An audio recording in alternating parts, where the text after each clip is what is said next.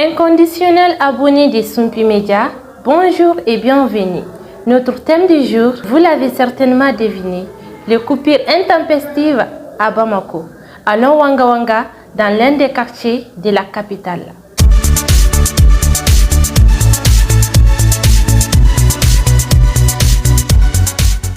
Antiguen koni okera antala nyerede parce que sango sanko kele anta do solution mimbi ala an kumana ka dese ko be fora kuran ko ina sa sisan koni an sigile no ko autorité de lage abina kuran ko ni abina ketugo misa parce que le problème c'est quoi groupe inte en tant qu'amabo groupe électrogène ka ne marala ni kuran tiguen bi ba mali kono ya fanga bo groupe électrogène de ka e bajol le ban fe ya mali kono ko mi tan yere bla groupe ka gasoil be ba do gasoil ka gele gasoil man noko bolu be bolen ko ala courant yere e ba fo courant mi yere bi suye o reti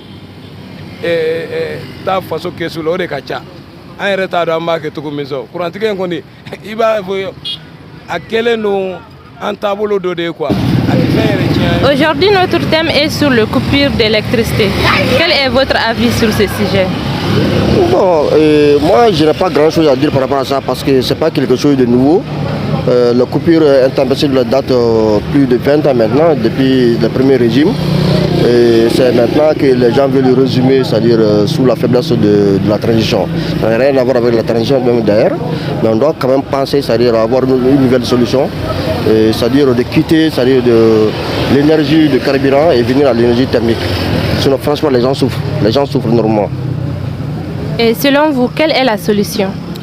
La solution, l'État doit vraiment fournir beaucoup d'efforts. Tout émane de l'État. L'État vraiment doit avoir, c'est-à-dire un clin d'œil de façon générale et apporter la solution. Et se référer même, c'est-à-dire aux pays de l'environnement et puis voir, c'est-à-dire les pays développés, comment on peut émerger dans ça.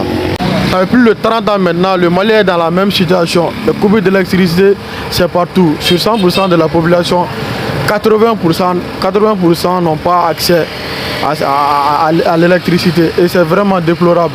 Les dirigeants sont là et ils ont des groupes d'électrogènes chez eux. Et ceux qui n'ont pas cette possibilité-là vont faire comment? Nous avons des malades dans les hôpitaux, nous avons des malades à la maison.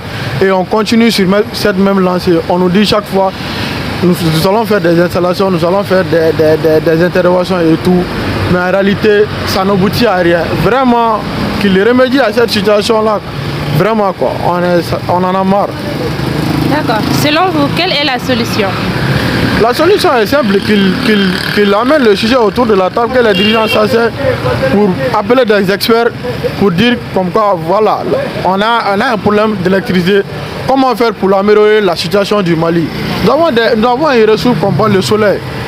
Tout près au Maroc, ils ont construit une centrale solaire qui peut fournir plus de 500 000 personnes de la population. Nous avons ce don-là. On exploite ce don-là et on essaie d'améliorer notre problème d'électricité. C'est très simple, il n'y a pas 36 solutions. C'est la seule solution à laquelle on peut recourir. Population tourne au courant. Population tourne au courant. Il y a aussi au lieu de regarder comment ou solution qui est courante. Effet solution du monde de bala. Bon, solution courante, solution mais fin bella, solution bala. Et barre d'oron de la solution. Actuellement, nous faisons vraiment face à un vraiment, je dirais pas hégémonie, mais vraiment à un stade très difficile. Parce que concernant la chaleur qui fait effet actuellement, les Maliens vraiment ne pourront pas survivre dans cet état très longtemps. Donc il va falloir très vite chercher des solutions très rapides pour que vraiment nous puissions s'adapter à notre état initial. Bien. Selon vous, quelle est la solution? La solution, ce n'est rien d'autre. Ce n'est pas le groupe électrogène. Il faut que les Maliens vraiment sortent du silence et puis vraiment déclarer ce qui se passe réellement. Parce que nous sommes au XXIe siècle et on ne peut pas aller avec même si c'est 100 groupes électrogènes, cela ne va pas suffire parce que le Mali actuellement, nous avons une superficie 1 241 238 km², donc les groupes électrogènes ne peuvent pas faire l'affaire. Donc pour moi, la solution, c'est d'aller vraiment à la réalité Et pour que nous puissions vraiment revenir à notre état initial, les états se sont succédés. Le temps IBK, on n'en a pas connu cette coupure intempestive. Donc nous croyons vraiment à cette transition qui est là.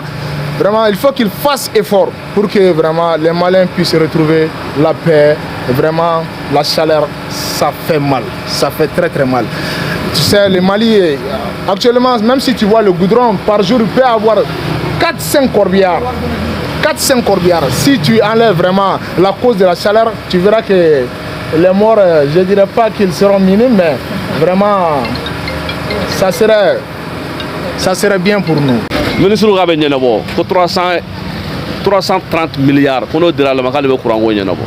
Ah, 330 milliards. Au bol de blague pour le mettre pour que Courant Nyenabo. Voilà, nous étions à Djelibougou, l'un des quartiers les plus touchés par le coupure d'électricité. Si vous avez aimé cette vidéo, likez et partagez. À la prochaine.